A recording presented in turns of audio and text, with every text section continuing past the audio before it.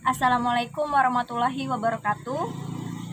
Sebelumnya perkenalkan, nama saya Irni Nusela. Di sebelah saya ada rekan saya yang bernama Salman dan juga rekan saya yang bernama Niwayan Ratnawati. Nah, kali ini kami akan memaparkan sedikit mengenai pendekatan saling temas dan aplikasinya. Dan untuk mempersingkat waktu, langsung saja kepada rekan saya untuk menyampaikan mengenai pendekatan saling temas. Baik, langsung saja. Pendekatan saling temas adalah model pembelajaran sains yang dalam pendidikan di Indonesia lebih dikenal sebagai pendekatan sains lingkungan, teknologi, dan masyarakat. Definisi saling temas adalah memusatkan permasalahan di dunia nyata yang memiliki komponen sains dan teknologi dari perspektif peserta didik, yang di dalamnya terdapat konsep-konsep dan proses. Selanjutnya, peserta didik diajak untuk menginvestigasi, menganalisis, dan menerapkan konsep dan proses itu pada situasi yang nyata. Pendekatan saling temas ini dapat diartikan sebagai proses pembelajaran yang menghubungkan antara sains dan teknologi yang terkait dengan kegunaannya bagi masyarakat serta dengan penyelamatan lingkungan dan kerusakan, atau bisa disebut dengan peduli terhadap lingkungan. Baik, selanjutnya akan dilanjutkan oleh rekan saya. Langsung saja kita akan melanjutkan mengenai tahapan atau pengaplikasian dari pendekatan saling temas. Nah, dalam pendekatan saling temas ini ada 5 tahap atau 5 pengaplikasian. Yang pertama yaitu tahapan pendahuluan yang meliputi inisiasi atau investasi.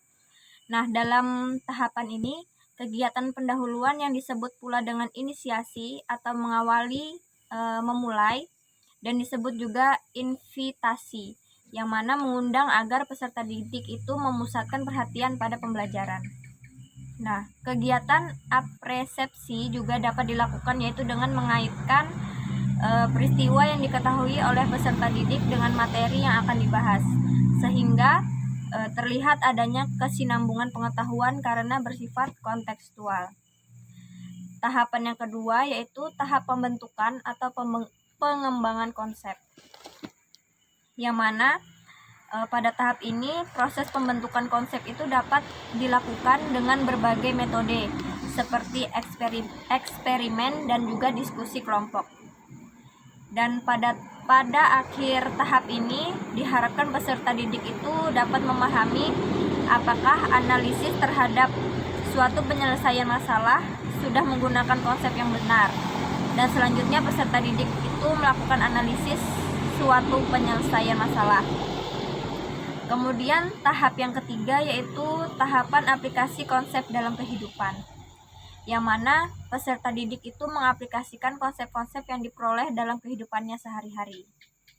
Tahap yang keempat yaitu tahap pemantapan konsep, yang mana guru berperan dalam mengoreksi pemahaman konsep siswa apakah terdapat miskonsepsi. Dan tahap yang terakhir yaitu tahap penilaian, yang mana melakukan penilaian terhadap proses yang telah dilakukan oleh peserta didik. Kemudian sasaran dan tujuan dari pendekatan saling temas akan dilanjutkan oleh rekan saya Salman.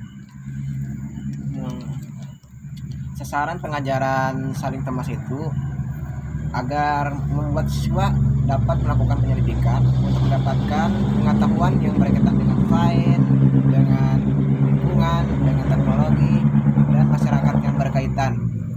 Tujuan utama dari pendidikan saling temas itu bagaimana membuat agar saling temas dapat menolong manusia membuat surga dunia di muka bumi ini, bukan sebaliknya menciptakan neraka dunia dalam segala aspek kehidupan. Udah. Nah, itu saja yang dapat kami sampaikan. Kesimpulan dari pemaparan kami hari ini bahwa pendekatan saling temas itu dapat diartikan sebagai proses pembelajaran yang menghubungkan antara sains dan teknologi yang terkait dengan kegunaannya bagi masyarakat serta dengan penyelamatan lingkungan dan kerusakan atau peduli terhadap lingkungan. Nah, itu saja yang dapat kami sampaikan. Kami akhiri. Kami mohon maaf apabila terdapat kesalahan. Billahi fisabilil haq. Wassalamualaikum warahmatullahi wabarakatuh.